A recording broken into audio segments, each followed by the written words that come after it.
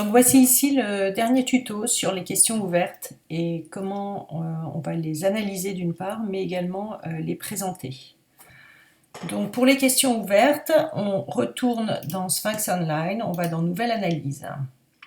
Et on va cette fois aller dans Analyse textuelle. Donc on a une seule question ouverte ici, il s'agissait de faire des suggestions pour le projet, c'était l'une des dernières questions. Alors celle-ci n'était pas obligatoire, donc finalement vous allez avoir beaucoup moins de réponses que prévu. En tout cas beaucoup moins de réponses que de répondants. Donc si vous ne faites rien, la première chose qu'il va vous présenter ici, c'est ce qu'on appelle un nuage de mots-clés.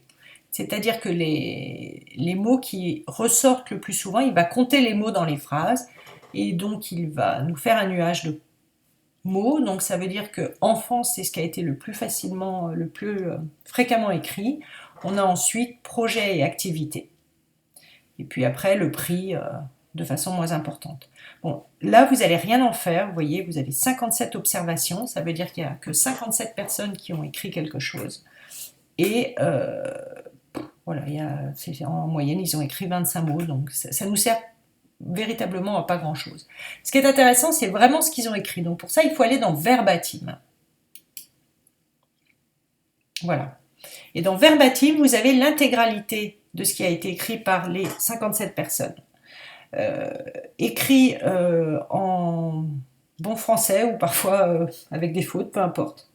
Donc qu'est-ce qu'on va faire? On va faire une analyse de contenu classique, comme vous avez pu le voir avec Madame Portal. Donc une analyse de contenu, ça consiste à lire chacun des verbatims. Donc ça, c'est un verbatim, c'est quelque chose qui a été écrit par l'individu. Donc ce sont ces mots. Et on va essayer de voir ce qui revient le plus souvent. Donc par exemple, là ici, la première personne nous a fait 3 suggestions. Interaction avec des animaux, sensibilisation écologique, interaction avec le voyage. Donc on va aller... Alors, en général, on le fait à la main. Bon, moi je vous le fais là sur le PowerPoint. Pardon.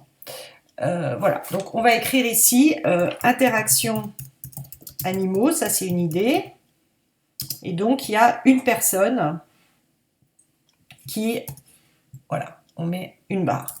Ensuite on a eu sensibilisation écologique, donc on met une barre. Et la troisième idée, c'était interaction avec le voyage. Donc une idée autour du voyage. Et donc ça nous fait une barre. Donc là, il y avait 3 idées. Ensuite, on va au deuxième verbatim. Et comme ça, il faut faire les 57. Donc c'est là où on est content que tout le monde n'ait pas donné des idées. Donc c'est vraiment une excellente idée de projet. Donc là, c'est sympa, mais on n'a aucune suggestion. Donc celle-ci, elle ne nous intéresse pas. Ensuite, la possibilité aux enfants d'exercer ponctuellement un métier. Donc c'est un peu le concept de base, mais bon, on peut le rajouter éventuellement, exercer un métier. Et donc une suggestion. Ensuite, mini parcours à vélo, avec panneaux ou feux à leur hauteur. Challenge sportif. Position de yoga des enfants, type animaux affichés à reproduire sur un petit tapis individuel. Donc on va mettre, c'est des activités sportives.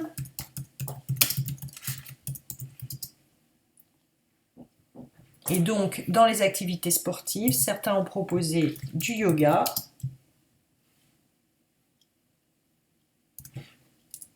parcours vélo, ou encore challenge 1 contre 1.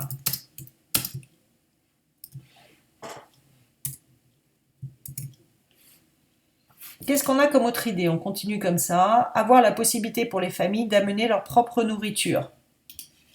Donc ça, c'est une autre idée. Apporter sa nourriture.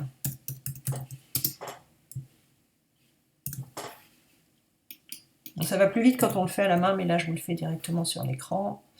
Qu'est-ce qu'on avait aussi? Les tarifs proposés sont abordables à condition que la réservation ne soit pas facturée à plus de 3 € pour un atelier, et atelier autour de la musique. Donc on a encore une nouvelle idée pour les ateliers. musique. Donc là, déjà, on va peut-être recréer une première catégorie atelier et on met interaction avec les animaux, sensibilité. En fait, il faut classer l'information de la façon qui vous semble la plus logique. Donc, un atelier voyage. Bon, exercer un métier, c'était l'idée. Les activités sportives. Et donc, le dernier qui était musique.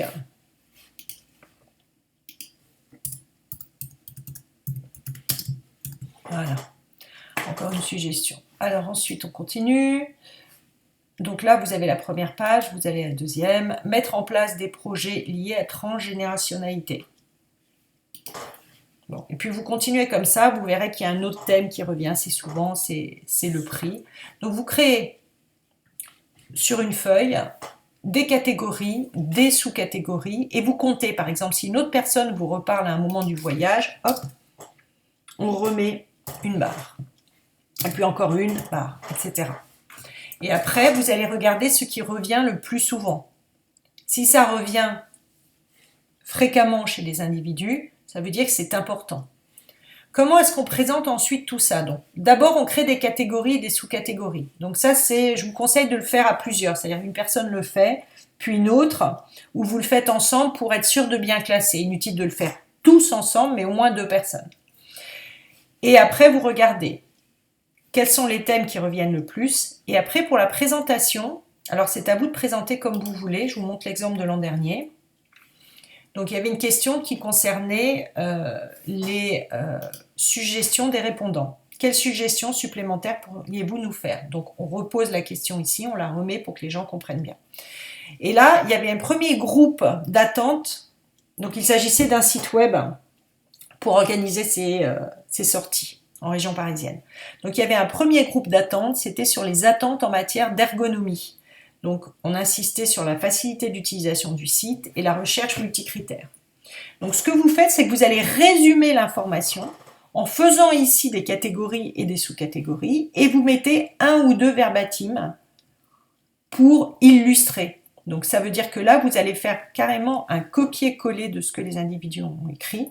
Bien évidemment, vous prenez les verbatims qui vous semblent les plus intéressants. Donc là, il y avait une première thématique sur les attentes en matière d'ergonomie. Ensuite, il y avait des attentes en matière de contenu du site, donc avec les exemples ici, et des attentes en matière d'interactivité et de personnalisation, donc des exemples de verbatim, et également des attentes en matière de liens communautaires. Donc c'est une façon de présenter. Si vous prenez l'exemple de l'année 2018, vous verrez qu'il y avait d'autres possibilités de présentation. Mais en tout cas, ça c'est la partie de l'exercice que l'on ne fait de toute façon que à la main. Donc voilà, c'était le dernier tuto. Donc j'espère que maintenant vous allez pouvoir passer à l'analyse.